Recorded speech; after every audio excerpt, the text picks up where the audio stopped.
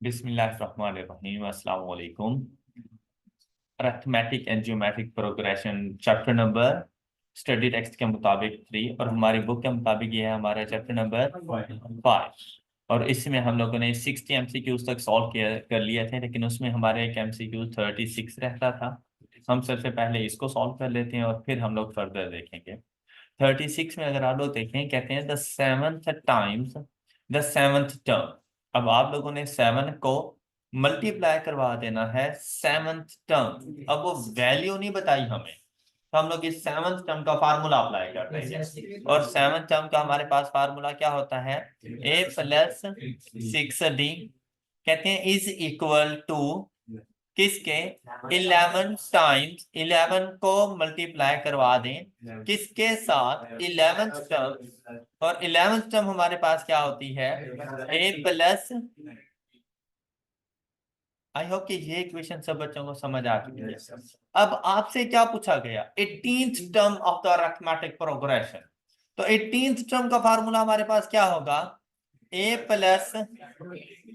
अब 18th term find करने के लिए मेरे पास a की वैल्यू होनी चाहिए और d की वैल्यू होनी चाहिए। अभी तक ऐसा कुछ भी नहीं है, तो हम लोग अपनी फर्स्ट इक्वेशन की हेल्प लेते हैं। यहां से अगर आप लोग देखें तो इसको मल्टीप्लाई करें, आंसर क्या आ जाएगा? 7a प्लस ये 6d था, 6 into 7 42d is equal to 11a plus जी 110d। आई होप कि ये बात क्लियर है यहां तक। ऐसा ही है। अच्छा, अब ये देखें, a को एक साइड पे कर दें और d को दूसरी साइड पे कर देते हैं। क्या मैं इसको यूं लिख दूं? 11a is equal, sorry, 11a minus 7a is equal to 42d minus 110d। मैंने 11a में 7a ट्रांसफर किया, तो यहां से 110d मुझे दूसरी साइड पे ट्रांसफर करना है। तो 110d के साथ नेगेटिव साइन हम लोग यूज करेंगे, is equal to 42d minus 110। क्या ये बात क्लियर हो गई सब बच्चों को? अच्छा, यहाँ पे देखिए 11a minus 7a is equal to 42d minus 110d is equal to minus 68। तो यहां से फर्स्ट टर्म फाइंड कर लेते हैं। a की वैल्यू हमारे पास क्या आ जाएगी? a is equal to minus 68 divided by 4 is equal to 7 minus 17। a की क्या वैल्यू आ गई? ये a की वैल्यू जाके इधर पुट कर दो, minus 17d plus 17d, then 18th term is 0। ये क्वेश्चन इस तरह से सॉल्व। ऑलराइट, ये बात क्लियर हो गई? क्या आपने देखें ए और डी दोनों की वैल्यूज हम लोग नहीं फाइंड कर सकते थे। हम लोग ए की वैल्यू फाइंड कर सकते थे विद रिस्पेक्ट टू डी, या डी की वैल्यू फाइंड करते विद रिस्पेक्ट टू ए। तो हमारे पास सोल्यूशन आ गया। हम लोगों ने फर्स्ट टर्म फाइंड की, तो फर्स्ट टर्म का हमारे पास आंसर आ रहा है माइनस 17d। जाकर 18th टर्म के फार्मूले में ए को हम लोगों ने इसकी वैल्यू के साथ रिप्लेस किया and plus 17d as it is रहने दिया। तो plus 17d minus 17d is equal to 0। All right, तो 18th term is 0। Option A ठीक है। Any question? इसी कॉन्सेप्ट को अप्लाई करते हुए हम लोगों ने क्वेश्चन नंबर 56 सॉल्व करना है। ये भी प्रीवियस लेक्चर में हम लोगों ने स्किप किया था। 56 बेटा, यहां पर आपको बताया गया 18th and 11th term of an arithmetic progressions are in the ratio 3:2। आपको पता है कि अगर मेरे पास ये a:b हो तो मैं इसको a/b लिख सकता हूं, पता है ना? तो आपको क्या बता रहे हैं कि आपके पास कौन सी टर्म्स के लिए रेशो बताई गई हैं? 18th टर्म्स की रेशो कौन सी टर्म के साथ? 11th के साथ। तो क्या हम इसको यूं लिखते हैं 18th टर्म का फार्मूला a प्लस, अच्छा मैं इसको डिवाइड कर रहा हूं, या तो रेशो की फॉर्म में लिख दो या डिवीजन के तौर पे लिख लो। 11th term is equal to, ratio क्या है, क्या ये बात क्लियर? दोनों के को रेशोज की फॉर्म में भी लिख सकते थे, रेशोज को कन्वर्ट करें तो इसको इस तरह से भी लिखा जा सकता। अब आपसे क्या पूछ रहा है, 21st एंड 5th टर्म की रेशो। तो यहां पे देखें 21st टर्म का फार्मूला क्या होगा, a प्लस 20d, और 5th टर्म का फार्मूला हमारे पास क्या हो जाएगा, a प्लस, इसका आंसर हमने फाइंड करके देना है। क्लियर? सेम कॉन्सेप्ट कि यहां से आप लोग a की वैल्यू फाइंड करो, तो क्रॉस मल्टीप्लीकेशन के मुताबिक चलें तो हम इसको क्या लिखेंगे, 2 को a प्लस 17d से मल्टीप्लाई करवा दें, आंसर क्या आ जाएगा, plus 34d is equal to 3a plus 10 into 3 is equal to 30d। ये बात क्लियर? अच्छा अब यह देखें 3a minus 2a is equal to 34d minus 30d, यहां पर a इज इक्वल टू, ये बात क्लियर? ये जाकर पुट करते हैं, क्या हम इसको यूं लिख दें 4d plus 20d divided by plus, simplify करें 24d, d के साथ d कैंसिल, तो आपके पास आंसर क्या आ गया 24/8।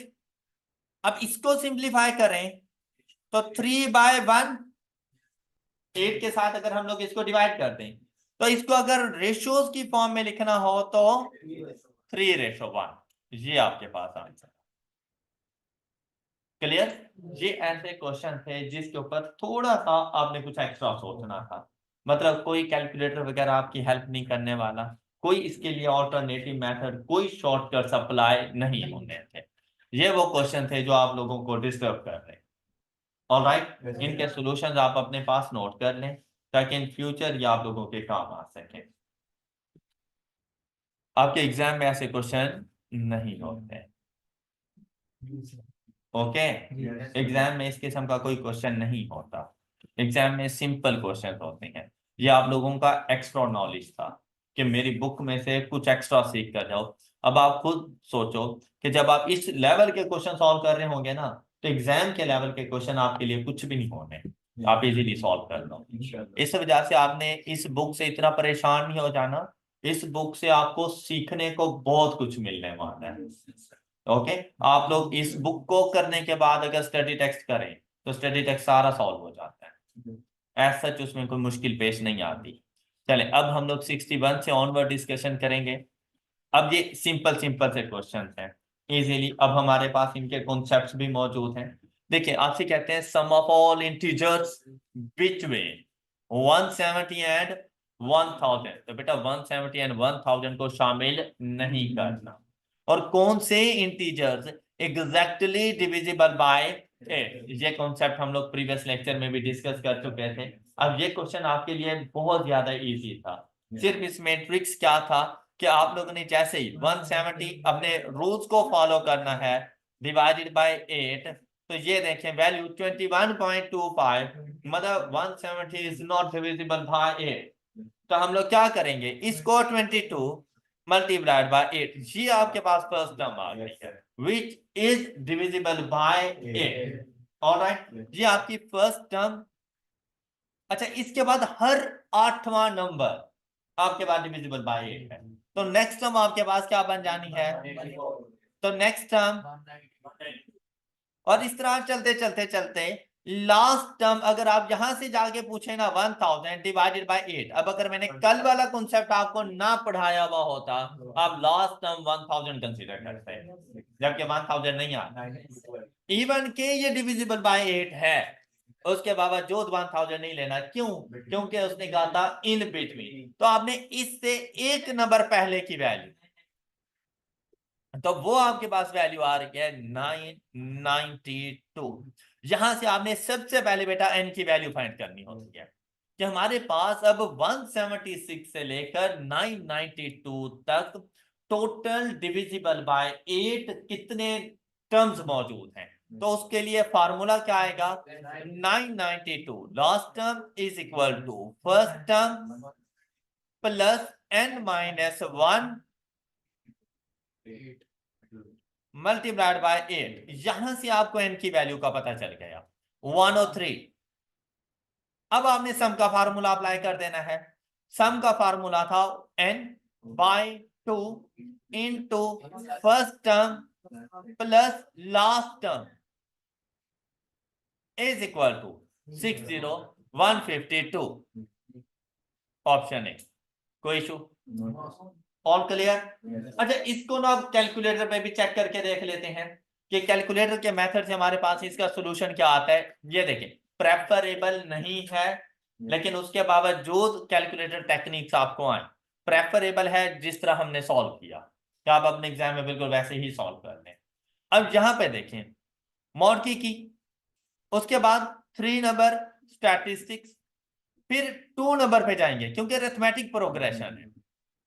यहां पर कोई सी भी दो टर्म्स बताएं, अगर फर्स्ट और सेकंड का पता है तो वो बता दें, अदरवाइज जितनी टर्म्स का पता है, जोन सी भी टर्म्स का पता है वो बता दें, लेकिन कम से कम दो terms. Okay, first term and second term, x के कॉलम में नंबर ऑफ टर्म्स और वाई के कॉलम में वैल्यू ऑफ टर्म्स। क्या यहां तक की बात क्लियर है? और एसी की प्रेस करके डाटा सेव कर। अब आपने सम फाइंड करना है, तो सम की वैल्यू देखिए किस तरह है। सबसे पहले सम का साइन शिफ्ट और लॉग की सम का साइन लेकर आए, फिर यहां पर आप लोगों ने एक्स पुट करना है। एक्स मुराद होता है नंबर ऑफ टर्म्स, एक्स आप लोगों ने लेकर आना है। अब सम किसका हमने फाइंड करना है, वैल्यूज का या नंबर ऑफ टर्म्स का? तो वैल्यूज कौन से कॉलम में थी? वाई के कॉलम में। एक्स एंड वाई के कॉलम थे ना, तो वैल्यूज कौन से कॉलम में थी? तो आप इससे बताएं कि भाई वाई का सम करना है, तो वो वाई आपको कहां से मिलेगा? शिफ्ट 1 5 की प्रेस करेंगे और देखें ये रहा वाई, तो 5 की प्रेस कर, ये वाई आ गया। अब कैलकुलेटर को पता चल गया कि उसने सम लेना है वाई का। अब वो पूछ रहे कितनी वैल्यूज का सम, तो आपने उसको रेंज बतानी है कि फर्स्ट टर्म से लेकर कौन सी टर्म तक। तो आपने यहां पे जो सेपरेटर यूज करना है वो कोमा, शिफ्ट और ब्रैकेट क्लोज। कोमा लग गया, फर्स्ट टर्म से लेकर फिर कोमा और last term 103 bracket close is equal to, and the sum is 60152। All right, क्या हमने फाइंड किया था? 60150। बात क्लियर हो गई सब बच्चों को? जी, इसी तरह क्वेश्चन नंबर 62, आई होप के 61 क्लियर है सब बच्चों को। The sum of third and ninth term of an arithmetic progression is, sum of third and ninth term of an arithmetic progression is 8. Find the sum of first 11 terms of the progression। अच्छा, अब यहां पे देखें, कहते हैं third term को और ninth term को अगर मैं ऐड करता हूं तो मेरे पास सम क्या बन जाता है? 8। जबकि कहता है कि अगर मुझे बताएं कि फर्स्ट 11 टर्म्स का सम क्या होगा। अब यहां पे देखें, थर्ड टर्म किस तरह से लिखी जाएगी? जब इसको ऐड किया गया ए प्लस, तो सम क्या बना? ये बात क्लियर? अच्छा, मैंने सम बताना है कौन सी टर्म्स का? फर्स्ट 11 टर्म्स का। 11 टर्म्स के सम का फार्मूला क्या होता है? 11/2, क्योंकि अब एन की वैल्यू तो पता है ना मुझे, ऐसे ही है ना। 11/2 इंटू 2a प्लस, हाँ जी क्या लिखूंगा यहां पर? 10 क्या यही फार्मूला बनेगा ना? 11 टर्म्स का सम। अब इसको यहां पे सॉल्व करते हैं। ये देखिए, ये आंसर क्या आ जाएगा? Plus 10 D is equal to, क्या मुझे यही नहीं चाहिए था? 2a plus 10d। तो यहां पर आकर आप लोगों ने simply 11/2 multiplied by 8, the answer is, question solve हो गए। 8 डिफरेंस नहीं है। थर्ड और नाइन्थ टर्म को जब ऐड करूं तो इनका टोटल 8 बनता है। मतलब फर्स्ट 8 टर्म्स का सम नहीं है ये। तीसरी और नाइन्थ टर्म जो भी थी, जब उन दोनों को ऐड किया, जैसे 2 and 6, जब दोनों को ऐड किया 8 आ गया मेरे पास। क्लियर? तो यहां पर देखो, सब में मुझे 2a प्लस 10d चाहिए था, तो जहां से भी तो मुझे वही आंसर मिला कि 2a plus 10d is equal to, तो जाकर आपने 8 यहां पे पुट कर देना है, तो 11 टर्म्स का सम 44 आपके पास आ जाएगा। ये तो होती है थोड़ी सी स्मार्ट वर्किंग कि फार्मूले का यूज आप लोग कैसे करते हो। क्लियर? आपका जो नॉलेज है ना, वो इन क्वेश्चंस को सॉल्व करने के बाद आपके कंप्लीट होता है। ओके हो गई ये बात? और जिस तरह मैं ये सोल्यूशन यहाँ पे लिख रहा हूं, आप अपने साथ अपनी बुक पे लिखते रहें, क्योंकि जैसे ही हम लोग आगे चले जाएंगे और दोबारा आप मुड़ के देखेंगे ना, तो ये क्वेश्चन आपको भूल चुके होंगे। तो जब सोल्यूशन साथ होगा, पता चल जाएगा इसको इस तरह से सॉल्व करना था। नेक्स्ट देखें, sum of 12 terms of an arithmetic progression is 230। अब ये फर्स्ट 12 टर्म्स का सम बता दिया 234, और साथ में हमें लास्ट टर्म बता दी। अब अगर आप लोग गौर करें, जब लास्ट टर्म गिवन हो ना, तो मुझे n की वैल्यू चाहिए होती है, फर्स्ट टर्म चाहिए होती है, लास्ट टर्म चाहिए होती है, तो मैं सम फाइंड कर लेता हूं। ऐसे ही है ना, 4 चीजें। भाई 3 तो उसने बता दी, सम बता दिया, नंबर ऑफ टर्म्स बता दी, लास्ट टर्म बता दी, मैं फर्स्ट टर्म फाइंड कर सकता हूँ।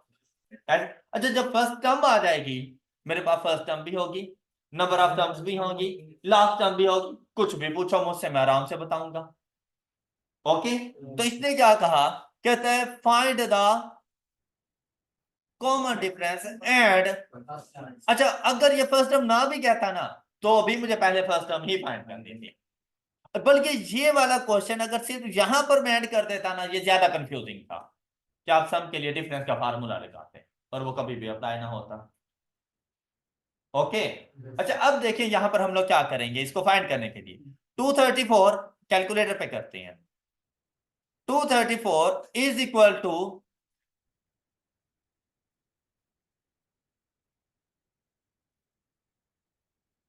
12 by into A plus last term is, यहां से ए की वैल्यू आती है, द फर्स्ट टर्म इज, अच्छा उसने पहले आपसे कॉमन डिफरेंस पूछा था। ओके? तो भाई फर्स्ट टर्म बाद में पूछे तो इसका आंसर भी बाद में देना है, तो ये आंसर नहीं हो सकता, ये भी नहीं हो सकता, ये भी नहीं हो सकता, ये करेक्ट आंसर। मैंने कॉमन डिफरेंस फाइंड ही नहीं किया। जो चीज जिस सीक्वेंस में पूछी जाती है, उसका आंसर उसी सीक्वेंस में होता है।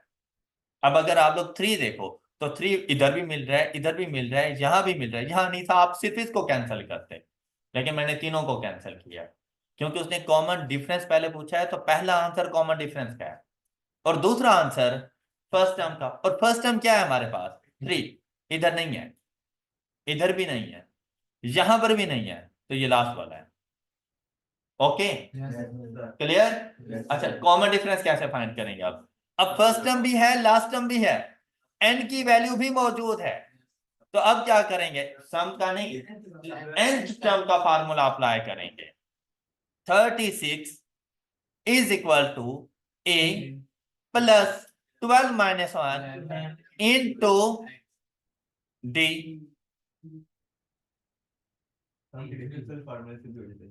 तो हाँ, सम मतलब सेम, फिर डिफरेंस वाला फार्मूला लगा दो तब भी एक ही बात है, अदरवाइज nth टर्म का फार्मूला अप्लाई कर दो।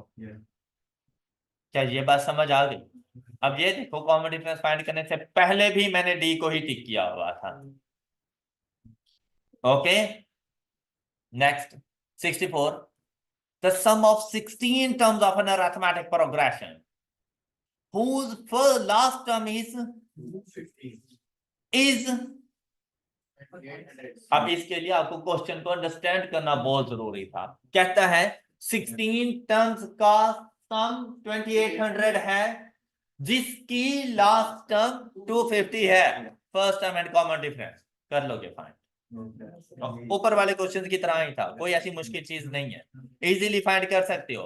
अब अगर आप लोग यहाँ पे गौर करें, पहली चीज उसने क्या पूछी और दूसरी फर्स्ट टर्म तो कंफर्म हो गई है कि 100 ही है। क्या मुझे सम का फार्मूला अप्लाई करना चाहिए?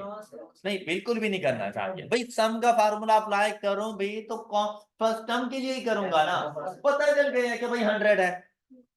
कैसे पता चला है? क्योंकि हर किसी के साथ 100 है। अगर एक भी डिफरेंट होती ना, मैं पहले जाके फाइंड करता। क्लियर? ये है उधर आप एग्जामिनेशन सेंटर में बैठे हुए अपने दिमाग का प्रॉपर इस्तेमाल करो।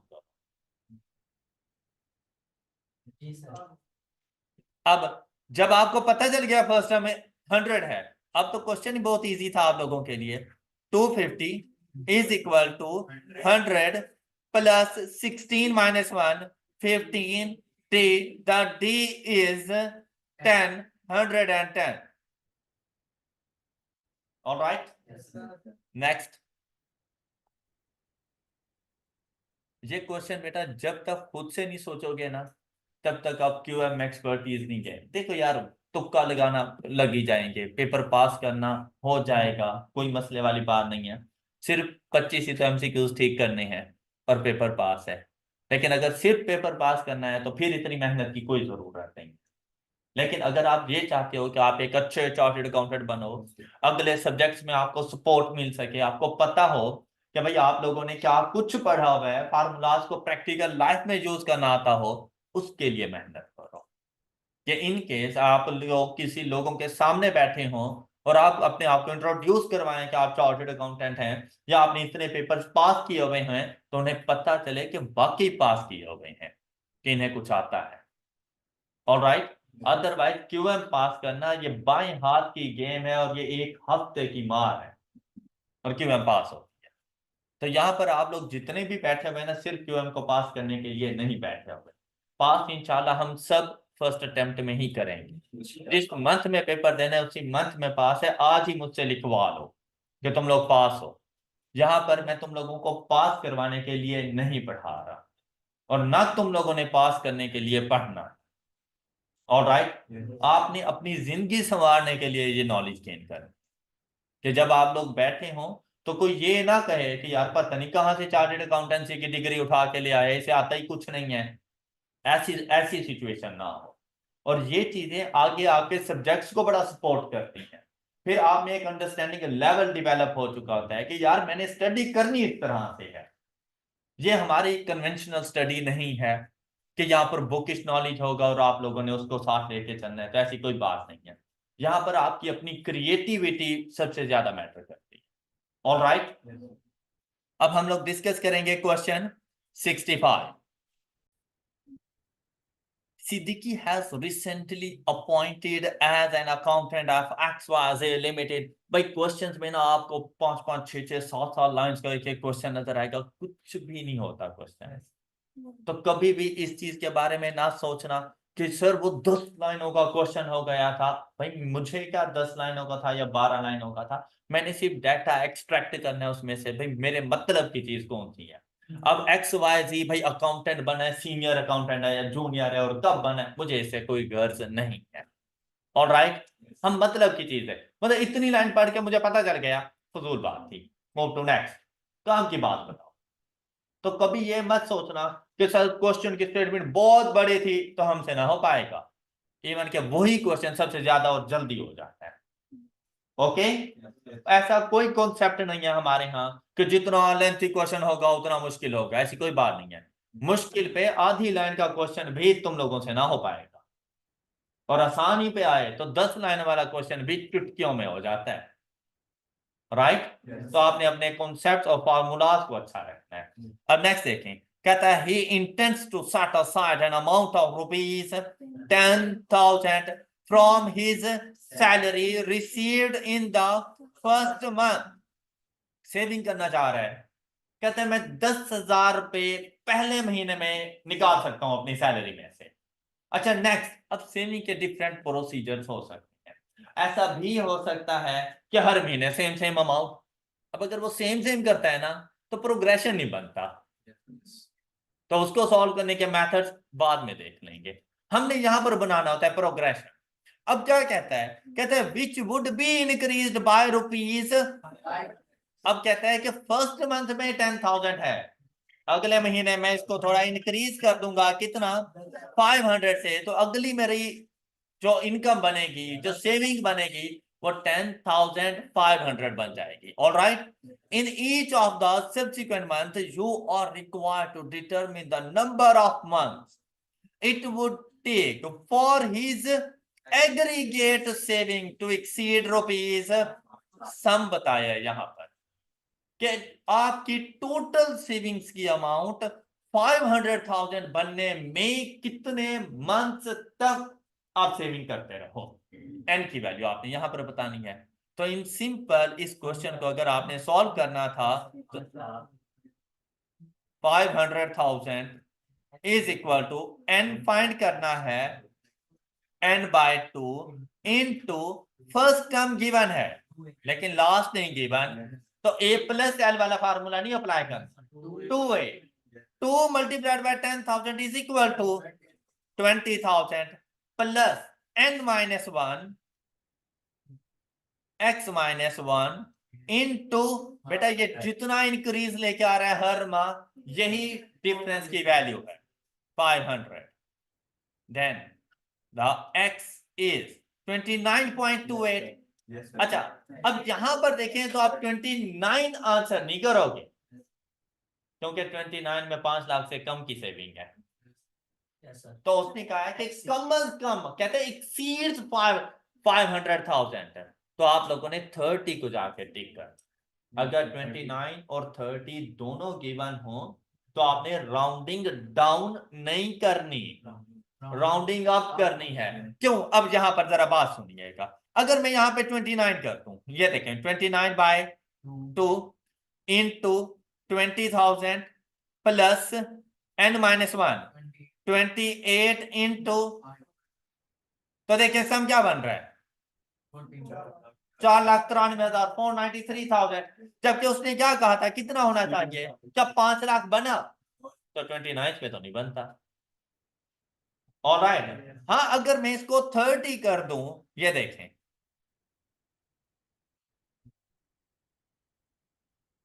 और यहां पर 29 आ जाएगा, फिर 5,17,500। तो बेटा उसने ये नहीं कहा था एग्जैक्टली इक्वल टू 500,000, उसने क्या कहा था एक्सीड्स रुपीज 500,000। तो आपने किसको टिक करना है? आपके एग्जाम में ऐसा हो सकता है कि 29 और 30 दोनों गिवन हो, तो हम इसे बहुत से शहजादे 29 को टिक कर देंगे, जबकि आंसर गलत है, 30 बनेगा जी। राउंड अप करना है एन की वैल्यू। क्वेश्चन की स्टेटमेंट को देखना है कि उसने आपसे क्या पूछा है। क्लियर है ये बात? नेक्स्ट, कहते हैं Ali walk a certain distance on first of Feb 2009 on each successive day he walks 100 metre more. अच्छा बेटा उसने ये नहीं बताया कि फर्स्ट डे कितना डिस्टेंस कवर किया, मतलब फर्स्ट टर्म नहीं बताई, लेकिन ये बता दिया है कि भाई नेक्स्ट डे जितनी भी फर्स्ट डे में उसने वॉक की थी उसे 100 मीटर ज्यादा है। क्लियर?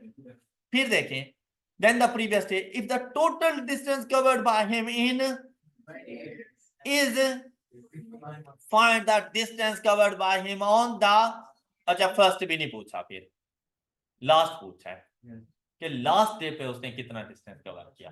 अच्छा इसके लिए ना ये जो है ना 51.8 किलोमीटर, ये फैब के मंथ्स का टोटल डिस्टेंस कवर्ड है, मतलब सम है ये आपके पास।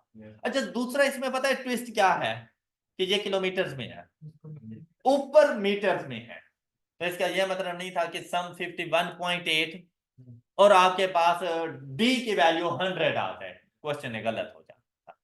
तो आपने सेम यूनिट्स यूज करने थे। तो या तो अब देखें मेरे पास नीचे आंसर किलोमीटर में है, तो आप इस 100 मीटर को किलोमीटर में कन्वर्ट कर लो।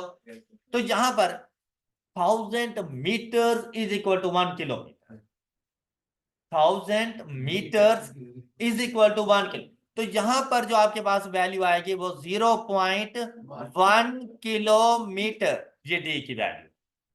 ये बात क्लियर? अच्छा, क्या वो ये क्वेश्चन हो सकता है? जरा ट्राई करें, शाबाश। सम का फार्मूला अप्लाई करेंगे 51.8। अच्छा बात सुनिएगा, 51.8 इज इक्वल टू, अब n की वैल्यू बेटा गिवन है 28, तो 28/2। अच्छा ये बताना जरूरी नहीं था जब उसने फैब का मंथ बोल दिया था, तो हमें पता है कि फैब के मंथ में 28 डेज है। अगर सपोज यहाँ पे होता है in the month of January 2009, same होता, नीचे सम बता देता, नंबर ऑफ डेज ना बताता, मैं n की वैल्यू 30 मान लेता। अगर यहां पर कह देता in the month of May, तो 31 जून 30। बात क्लियर हो गई? तो आपने खुद देखना था कि कौन से मंथ में कितने नंबर ऑफ डेज हैं, वही n की वैल्यू आपके पास आ जाती थी। यहां पर फिर भी उन्होंने हमें बता दिया 28/2 इंटू 2a, a की वैल्यू तो है ही नहीं, तो 2x। अब यहां पर देखिए बेटा लास्ट टर्म भी नहीं है, और जब फर्स्ट टर्म नहीं है तो लास्ट टर्म फाइंड भी नहीं कर सकता।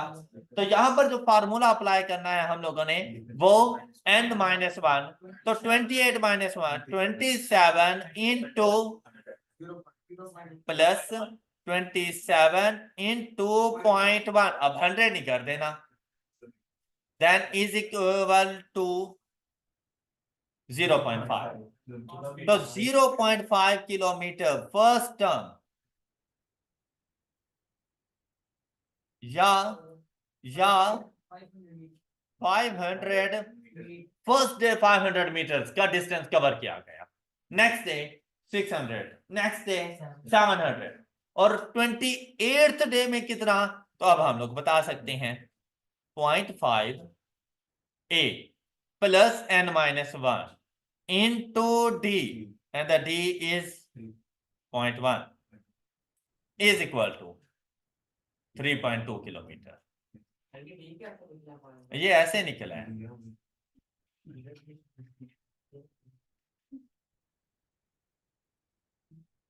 क्लियर है ये बात?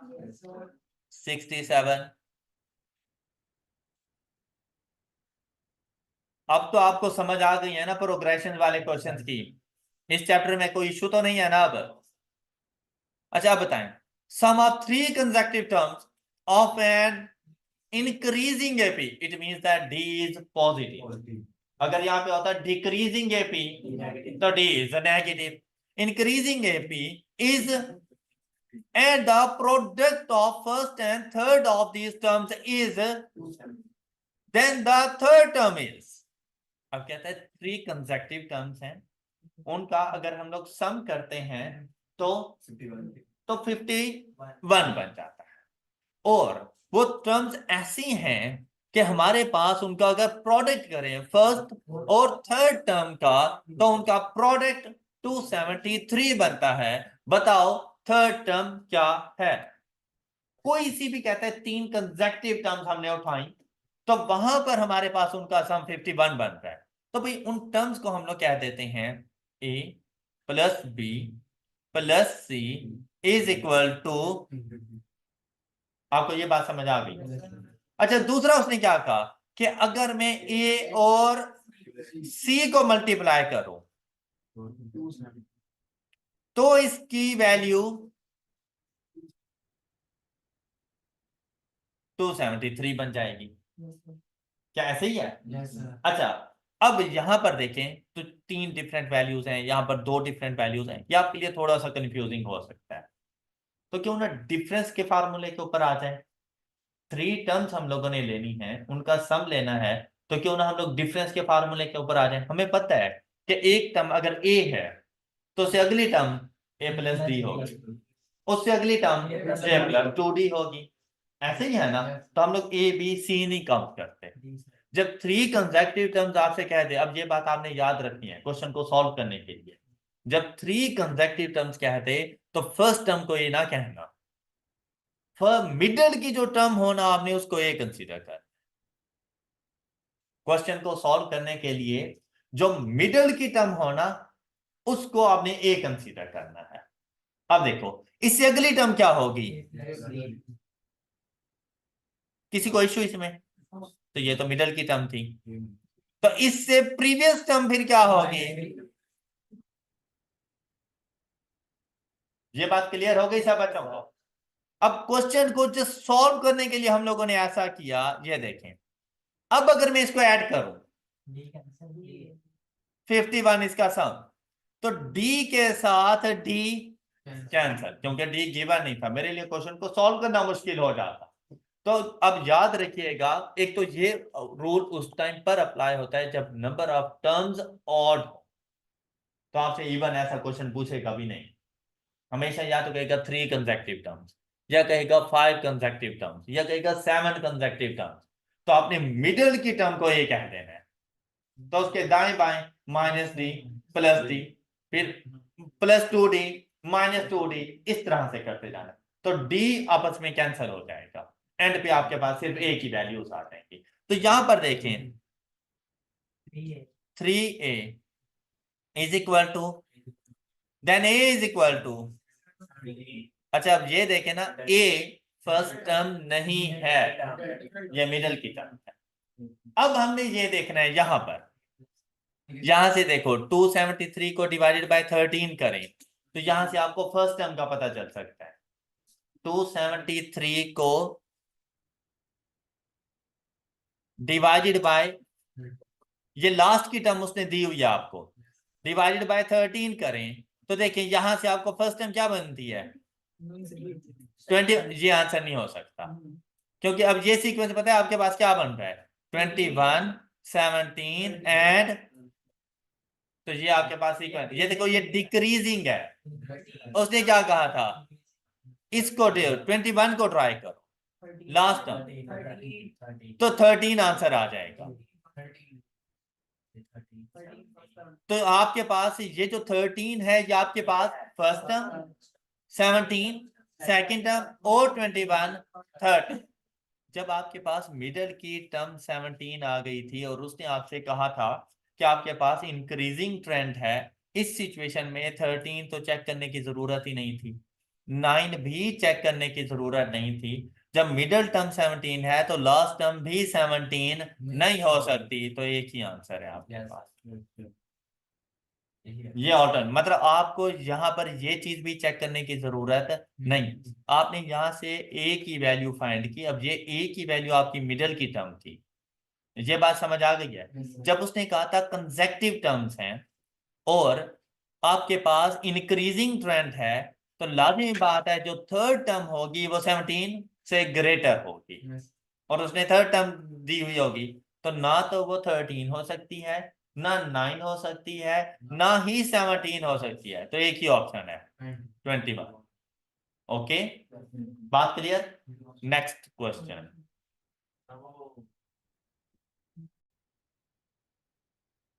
68, if a r and a n are the first term, common ratio, last term मतलब nth term of the GP, then a n, nth term का क्या फार्मूला होता है, a r raised to power, कहता है how many terms are here in GP, तो ये आपके पास आ गया, तो इसके लिए आप लोग, ये लास्ट टर्म है आपके पास, क्या अप्लाई करेंगे 20480, last term is equal to first term multiplied by R, और आर की वैल्यू क्या आ रही है आपके पास। अच्छा सपोज आपको नहीं पता चला, तो यहां पर आकर ये देखें, कोई भी एक टर्म लें और उसको डिवाइड कर दें उसके प्रीसीडिंग टर्म्स के साथ, भाई ऑटोमेटिकली आर आ जाएगा।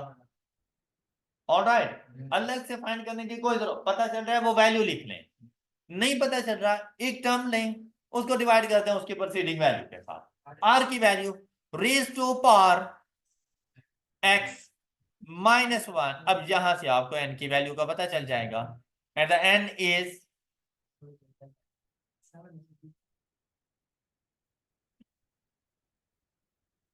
वाओ, थक गया। 20480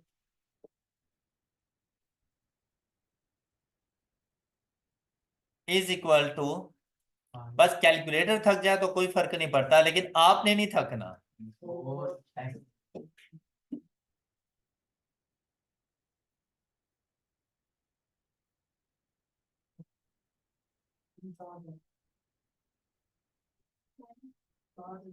अच्छा, साथ साथ हैं, मुझे पता है। अच्छा, अब ऐसी सिचुएशन आ जाए तो मुंह नहीं बना लेना।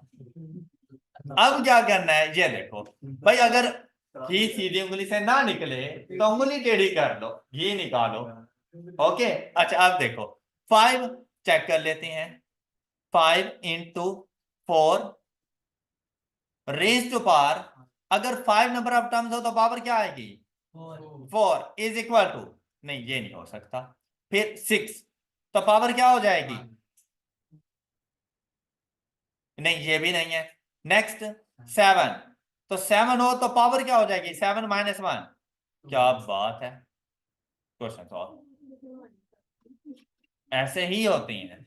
जहां देखो भाई, आपका कैलकुलेटर भी एक छोटी सी डिवाइस है, उसकी जैसी प्रोग्रामिंग है उसने उसके मुताबिक सॉल्यूशन प्रोवाइड करना है। कभी कभी कैलकुलेटर भी जवाब दे जाता है, तो इसका यह मतलब नहीं है कि आपको जवाब मिल गया है, आपने दूसरी ट्राई शुरू कर लेनी है। ओके।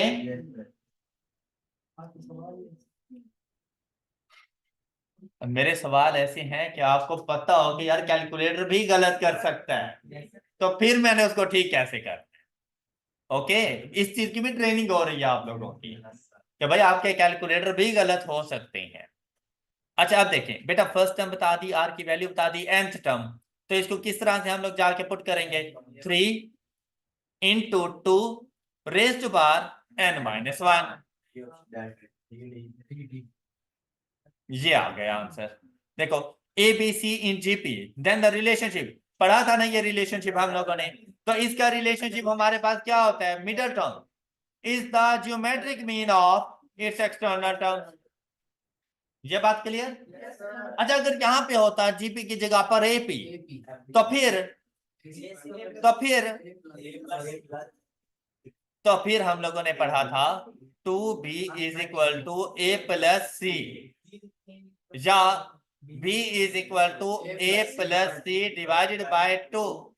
ये रिलेशनशिप होता है अगर arithmetic progression.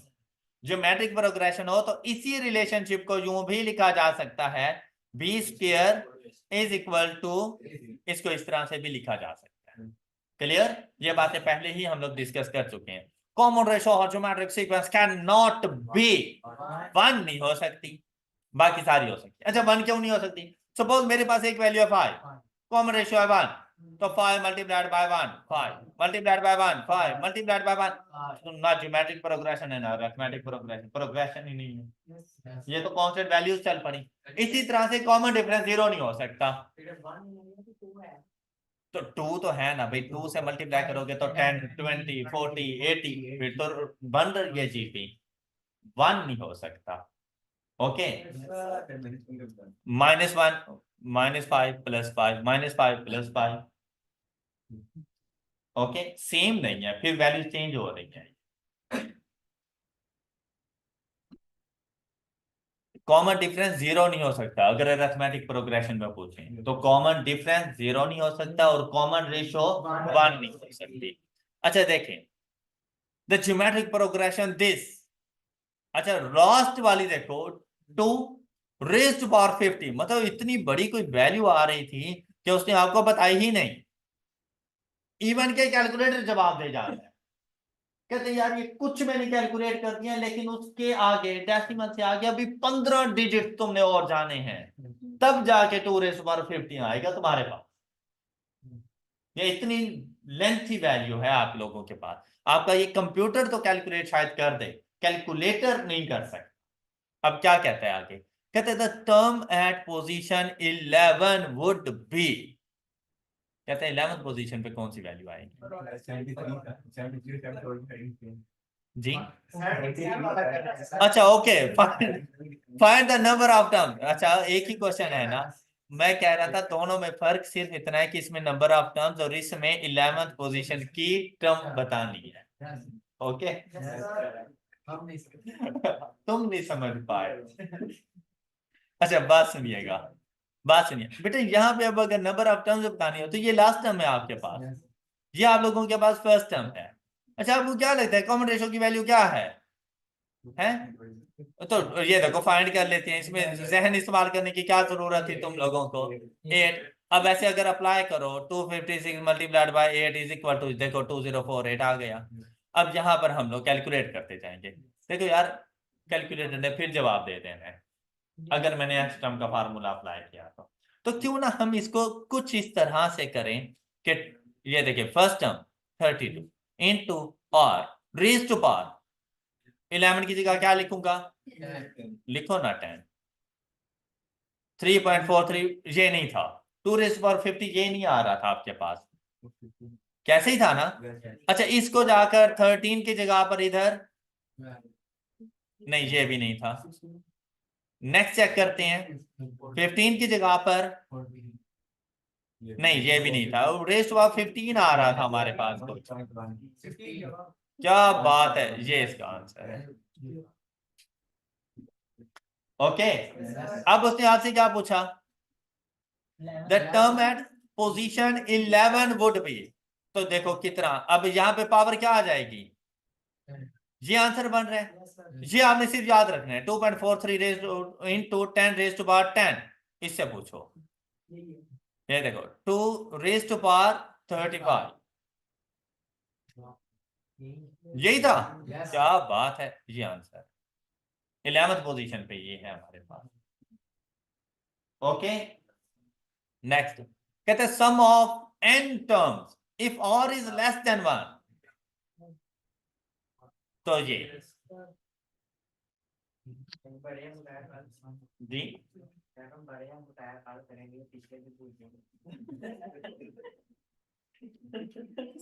let the multiplication of 3 consecutive terms in geometric progression be 8, then middle of those 3 terms would be multiplication of 3 consecutive terms in geometric progression। तो हमारे पास the term in geometric progression be 8, then the middle of those 3 consecutive terms would be, हाँ जी कैसे solve करेंगे, कैसे solve करेंगे? इनका sequence बनेगा क्या 1 to 4 बनेगा। और क्या बात है,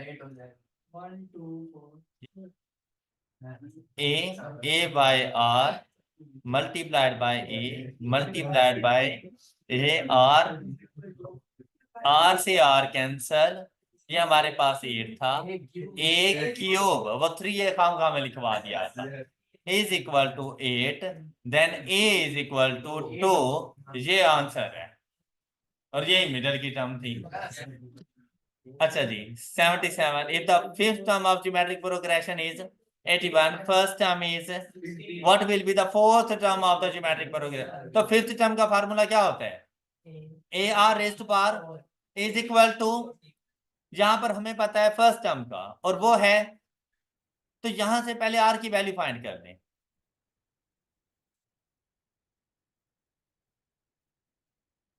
16 x raise to power 4 is equal to, ये x की ही पावर आई है,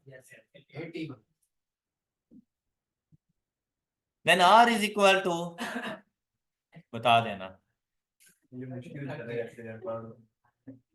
ओ माय गॉड 1.5। मेरे कैलकुलेटर पे हंसते हो तुम लोग, देखो कैसे आंसर बताया है।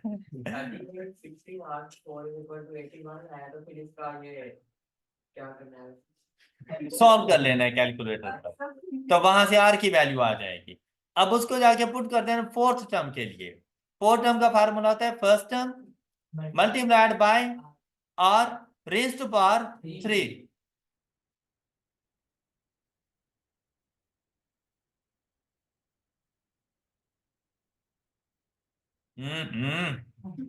ये 54। राइट। अच्छा जी, बाकी क्वेश्चन इंशाल्लाह हम कल सॉल्व करेंगे। अपना ख्याल रखिएगा। अल्लाह हाफिज।